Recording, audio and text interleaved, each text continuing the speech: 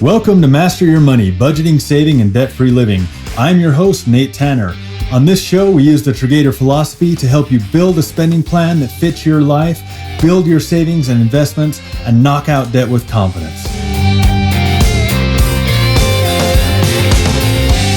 And today we're stepping into one of the most emotional, unpredictable, and budget-busting categories in your plan, groceries. If you've ever walked out of the store wondering how you spent $200 and still forgot the milk, this episode is for you. We're calling it the grocery gauntlet because feeding a family in today's economy can feel like a full contact sport. Prices are up, time is tight, and pressure is do it all without blowing your budget. It's real. But here's the good news. You don't have to go it alone. Today, I am joined with someone who knows this challenge inside and out. She's the founder of Savvy Savers Academy. She's also a certified personal finance coach, as well as a brand new author. She's also the co-founder of Triggator and someone I happen to know pretty well, Cameron Tanner. Thanks, Nate. I'm so excited to be here and even more excited to talk about how we can all make grocery shopping a little less stressful and a lot more strategic. All right, so in this episode, we're unpacking real-life strategies to help you take control of your grocery budget without sacrificing your sanity. You'll learn how to use cash or a dedicated grocery card to stay on budget, why understanding sales cycles can help you stock up and save, how to meal plan around what's on sale and what's already in your pantry, and how to start couponing without getting overwhelmed. Whether you're feeding a family of 5 or just trying to keep your own fridge from becoming a financial black hole, this one is for you. Let's get into it. All right, before we dive into the nitty-gritty, tell us a little about your story. What sparked your grocery savings journey? Well, it all started when we were preparing to start a family. One of our goals was for me to be a stay-at-home mom, which meant quitting my job and living on a tighter budget. In order to make that happen, we had to become debt-free and we had to learn to live on less. One thing we did was we set a $400 monthly budget for groceries and household supplies. So that had to include diapers and baby formula, which we know can all get really expensive. So I had to get creative and make it work. I love that. You had a clear goal and you reversed engineered it into a plan to get there. That is so awesome. So what is your number one tip for saving money on groceries? Hands down, I'd say use a cash budget. I used the envelope system for many years. Every payday, I'd take out cash and put it into an envelope labeled for groceries. Now, when COVID hit, I did have to switch things up a little bit and I put a debit card that was used only for groceries. So we set up a direct deposit for the money to go directly to that card, and it was strictly for groceries. So the reason that a cash budget works is really simple. It forces you to stay within your budget. If you walk into the store with $100 in cash or only $100 on your grocery card, you know you can't go over, not even by a penny. If you do, you're going to have to put something back. So it keeps you mindful, reduces your impulse buys, and helps you prioritize what you need now versus what can wait for maybe another time. Now, I can already hear people saying this. Some people might say, Cameron, that sounds like a hassle. It feels really old school. And a separate card, that sounds like a lot of extra work. What do you say about that? Well, it might feel old-fashioned, but studies actually show people will spend more when they use a card, even a debit card, because there's less emotional connection to that money that's on a card. So using cash or a card that only has your grocery money on it keeps your spending in check so that you're not accidentally dipping into money that is meant for your other bills or for your other savings. Totally. And that actually aligns really well with our Triggator triangle, where we're talking about that budget step. We're maintaining that category, working into it, savings, going to help you build that savings as we're staying on track. And then, of course, paying off debt, keeping us in the lane where we need to be so that we're not robbing from that side of our triangle either. So awesome. Now, and also we've talked on this podcast before about how $300 in cash does feel a lot different than just $300 on a card. Let's talk a little bit more about cutting costs. Groceries, they are a need, but what do you say to folks who are trying to trim their budget? Well, groceries are absolutely a necessity, but I always like to remind people to be realistic. If you have dietary restrictions, like for example, one of our good friends has celiac disease, your grocery budget might be a little bit higher because of those restrictions. That's okay. Don't guilt yourself into extremes. Keep your budget within a reason. I'd recommend cutting streaming services or other non-essentials before you cut your grocery budget too far. Let's talk a little bit about sales cycles. This is a great tip that I really love. How can people use them to stretch their grocery dollar? Well, most products in the store will go on sale every 6 to 12 weeks. And there are also some seasonal patterns that you'll be able to see too, such as summer means that barbecue items will be going on sale. Holidays will bring in baking item deals. And then New Year's is synonymous with health foods. So the health foods will go on sales. Knowing this can help you plan for what you're going to buy and when you're going to buy it.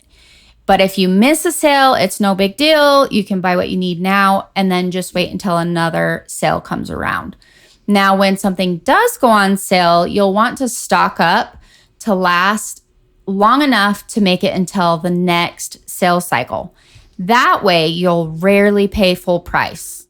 Nice. And you've got a strategy for that, right? Yes. I do this with things like toilet paper and laundry detergent or other household items.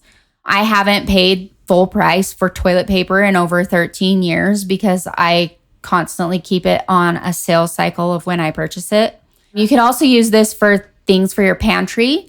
For example, if spaghetti sauce goes on sale every 12 weeks and your family uses that item regularly, you could buy enough to last your family for the next 3 months on the sale price.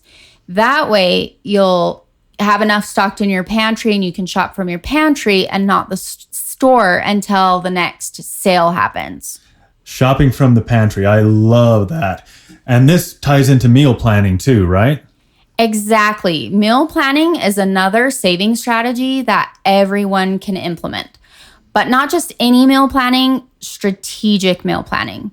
Start with what's on sale. So let's say spinach is on sale. You could use that to plan to make some stuffed chicken or maybe a soup or a salad in your meal plan.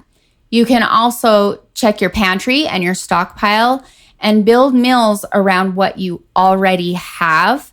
I once spent under $20 for a full week's worth of groceries because I planned my meal plan around the sales and what was already in my pantry. And so I didn't need to buy that many fresh products for that week.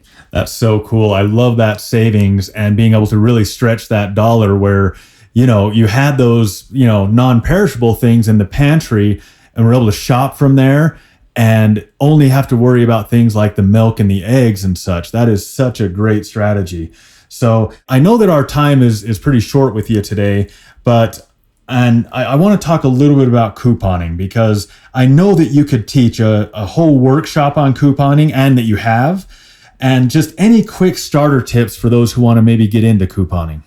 Absolutely. Couponing can get pretty intense. There's a lot of information to cover about it. But fortunately, there are bloggers who have already done the heavy lifting for you. So there are sites like Kroger Crazy, that's one of my favorites, that will list sales for the week and then match the sale with a coupon. Sometimes they'll even provide you with a link for a printable coupon that you can just click on and you can print out a coupon. So matching a coupon with a sale price will help you save even more.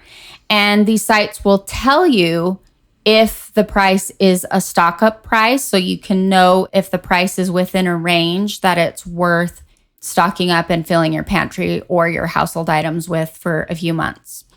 I know I mentioned Kroger Crazy. That's one of my favorites because I have a Kroger store in my area. But if you don't have a Kroger store, there are similar sites for other grocery chains.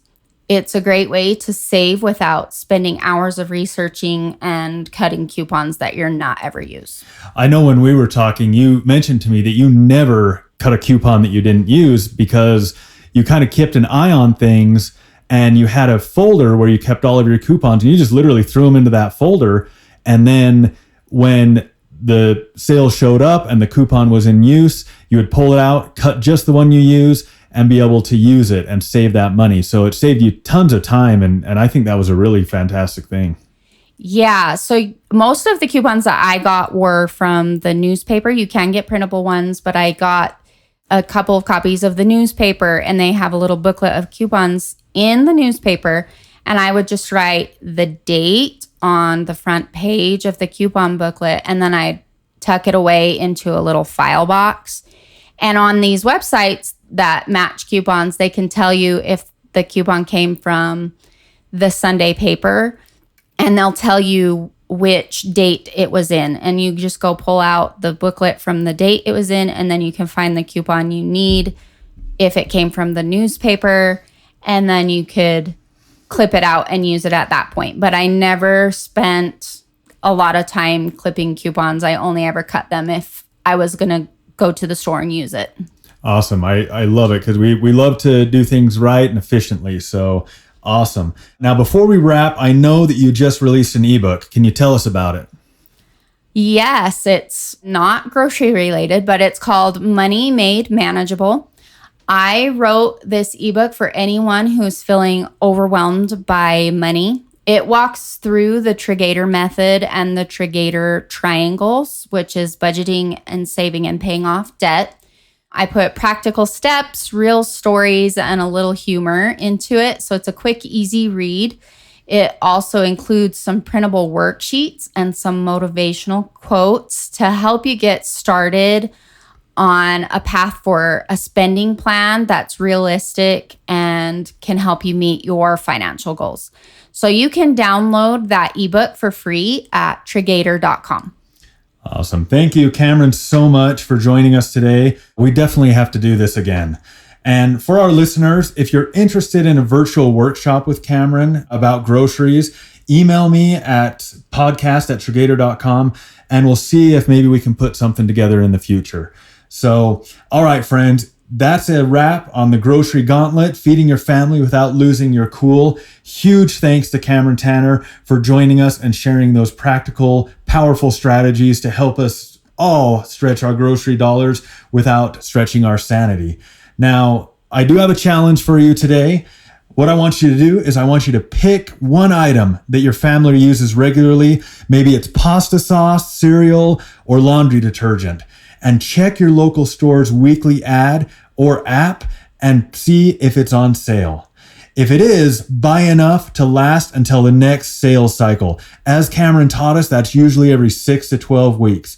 If it's not on sale, make a note of the price and start tracking it. You'll be surprised at how quickly you can start spotting the patterns and the savings. Remember, the goal isn't to become a couponing ninja overnight. It's to take one small step towards a smarter, calmer grocery plan. Let's keep the conversation going. If you've got a grocery win, a pantry stockpile tip, or a hilarious "I forgot the milk again" story, email me at podcast@Triggator.com or message on Instagram, Facebook, or X @Triggator. And if this episode helped you, then make sure that you follow the show so that you never miss a moment of triangle-aligned clarity. Leave a review, especially if one of your stockpile items includes chocolate, and share this episode with a friend who is tired of grocery panic and ready for grocery peace.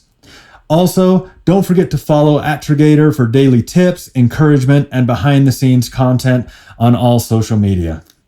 Next time, we're going to talk about financial red flags in relationships, how to spot and stop the budget tension. We're unpacking how money impacts relationships and how to turn conflict into clarity using shared goals and the Triggator method.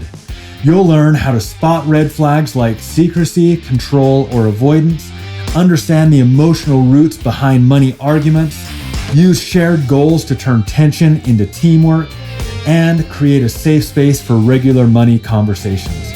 If you've ever argued about spending, saving, or who bought what, this one's for you.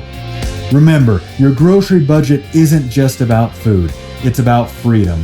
When you plan with purpose, shop with strategy, and lead with clarity, you're not just feeding your family, you're fueling your future.